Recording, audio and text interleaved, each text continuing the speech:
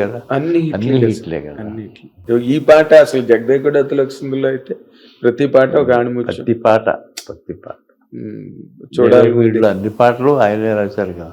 అవునండి, single card కదా, single కాదు. Single card.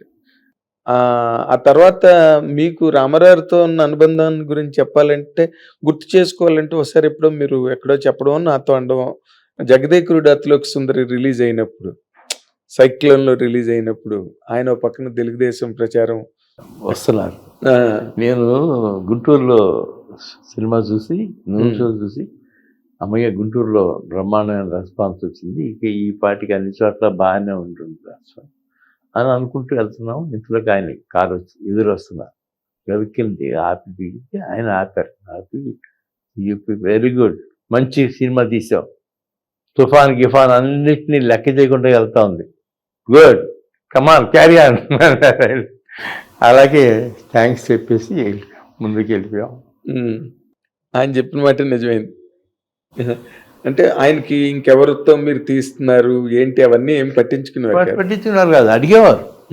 నువ్వు ఏంటి ఇప్పుడు ఏం సినిమా తీస్తున్నావు? ఓహో, చిరంజీవి గారు ఇస్తున్నారా, తర్వాత ఏంటి, ఇట్లా అన్ని అడిగి తెలుసుకునేవారు, సమాచారం వదిలిపెట్టేవారు కాదు. ఇప్పుడు నార్మల్గా ఆయన జీవితంలో నటుడుగా, నిర్మాతగా, దర్శకుడిగా ఎన్ని రకాలుగా ఆయన జీవితం అంతా బిజీగా ఉన్న, సంప్రదాయాలకి, ఇంటి ఆచారాలకి, పిల్లలు, పెళ్ళిళ్ళు, వీటన్నిటికీ ఆయన చాలా ప్రాముఖ్యత ఇచ్చేవారు కదండి. ఇచ్చేవారండి, చాలా ఎక్కువ ప్రాముఖ్యత ఇచ్చేవారు. ఆ పెళ్ళిళ్ళప్పుడు జనరల్గా మేము ఆయనతో పాటే పట్టణ గిట్టన కార్యక్రమం అన్నీ చేసేవాళ్ళం. ఆ రోజులు మర్చిపోలేము. నార్మల్ అంటే మనం ఆయన జీవితాన్ని పరిపూర్ణంగా మొత్తం చూసాం ఆఖరి క్షణం వరకు. ఆయన జీవితంలో అంటే బసవరామ తారకం గారు పోవడం, అదే స్థానంలోకి లక్ష్మీపార్వతి అనే కొత్త వ్యక్తి రావడం, తద్వారా ఆయన చాలా విమర్శలు పాలవడం. ఎందుకంటే మీరు టీడీపీ అనుయాయుడు, సానుభూతిపరుడు, అండ్ మీరు ఎలక్షన్స్లో కూడా నిలబడ్డారు కదా పార్టీ తరఫున. అది ఆ సంఘటన అన్నది ఆయన జీవితాన్ని బాగా ప్రభావితం చేసింది కదండి. ఏం చేసినా అది ఇంటి వరకు సమాచారమే తప్ప బయటికి ఎక్కువ రానిచ్చేవాడు కాదు. నేను కూడా దాని సమాచారం వచ్చిన నాకు కూడా ఏమి తెలియదు అన్నట్టుగానే ఉండేవారు. అందుకు తప్ప వేరే. ఆ తర్వాత ఇక ఆయన ఆఖరి రోజుల్లో అంతవరకే మనకు తెలుసు. అదేలేండి. బట్ ఆయన ఆవిడ ఉండగా కూడా మేము వెళ్ళేవాళ్ళం ఎప్పటికప్పుడు. సీఎల్ ఇచ్చేవారు, అన్నీ మంచి చెల్లని అని తెలుసుకుంటూ ఉండేవారు. తర్వాత రామారావు గారు తర్వాత మీకు అంత గట్టి అనుబంధం ఉన్న ఒక వ్యక్తిగా, ఒక హీరోగా చిరంజీవి గారే అని మాకు అనిపిస్తుంది. మీకు ఎక్కువ అంతతో చేసిన సినిమాలు ఆయనతోనే మీకు ఎక్కువ అనుబంధం ఉన్నట్టుగా అనిపిస్తుంది. 4 సినిమాలు జగదేకుడు అతిలోక సుందరి, చూడాలని ఉంది, ఇంద్ర, జై చిరంజీవి. 4 సినిమాలు 4 రకాలండి. అందులో కొద్దిగా జై చిరంజీవ మెట్టు తక్కువగా అనిపిస్తుంది, కానీ ఈ 4 సినిమాలు, ఆ 3 సినిమాలు అయితే వరప్రసాదం. చిరంజీవి గారికి నాకు గొప్ప ప్రసాదం. చిరంజీవి గారు కూడా అంతటి మహోన్నత వ్యక్తి.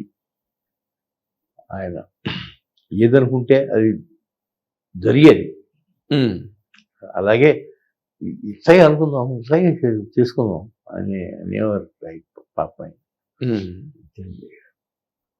ఇప్పుడు ఆయనతో కూడా తీయాలి, ఏదో కథ కోసం ఎదుగుతున్నాను. ఇప్పుడు ఒకసారి దొరుకుతుంది, తీస్తాను, తొందరలోనే ఉంటుందండి. ఓకే.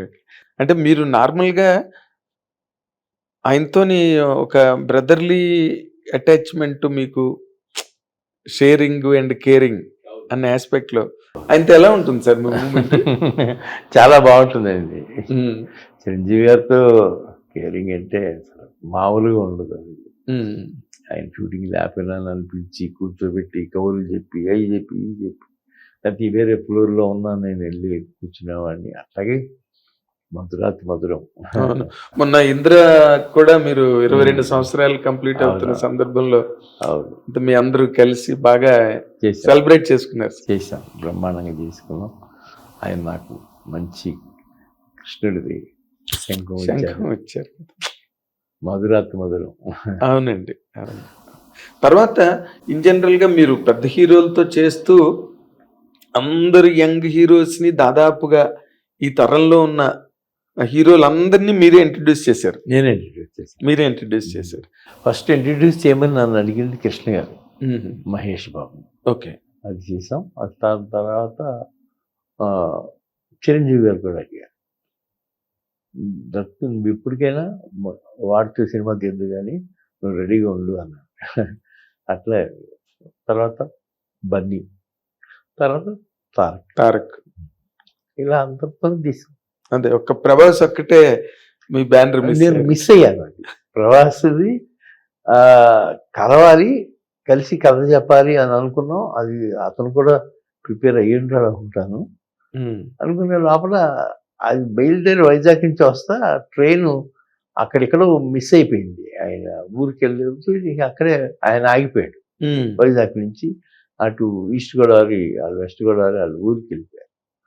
ఇది మనం ఇంట్లోకి మన మోహన్ కృష్ణ గారు బలవంతంతో వాళ్ళ అబ్బాయితో తీసాం cinema, student number 1. Student number 1 అదొకటి ఇంట్రడక్షన్ చేసింది.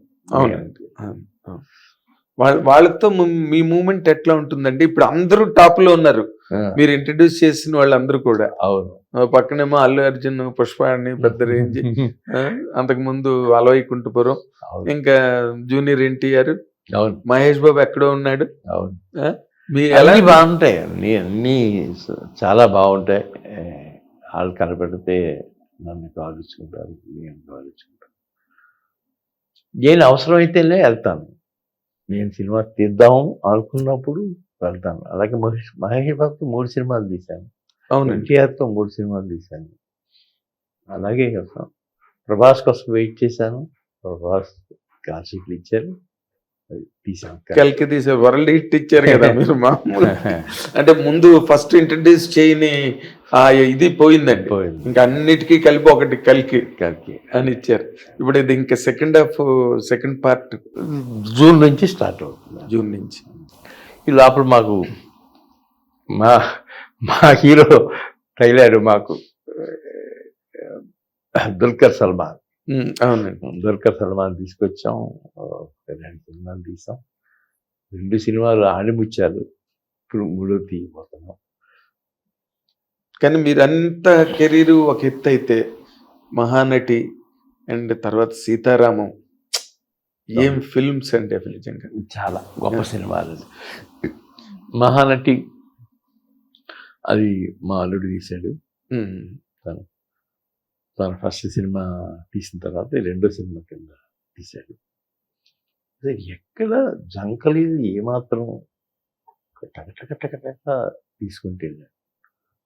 అప్పుడు తర్వాత సినిమా ఇది దుల్కర్ సల్మాన్, ఇది ప్రభాస్ది అని చెప్పి అవి కూడా కదలాడు. అతను జీవితంలో ఎప్పటికైనా ఓటమి ఉండదు అని నేను ఎందుకు